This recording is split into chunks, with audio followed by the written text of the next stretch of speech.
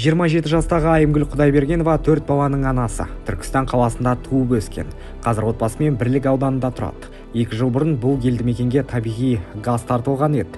Айымгүлдің айтуынша, үйде газдың болуы оның және отбасының өмірін біршама жеңілдететін көрінеді.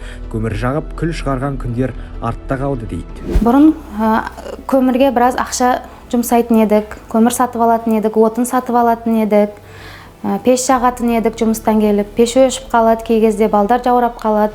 Ал қазір газ қосып қоямыз. Жақсы болды, 2 жыл алдын бізге газ кіргізілді үйімізге. Бала шағамызбен бәріміз қуанып, қазір газ қолданамыз. Бұған дейін Түркістанда табиғи газбен қамту деңгейі 26% болса, бүгінде қала аумағы көгілдір отынмен 100% қамтамасыз етілген.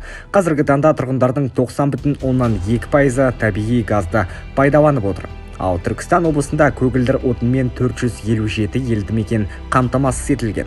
Алдағы 3 жылда қосымша 250 ауылды мекенге газ құбыры тартылатын болады. Табиғи газды қолданудың арқасында шаһардың экологиялық жағдайы анағұрлым жақсарғаны байқалады.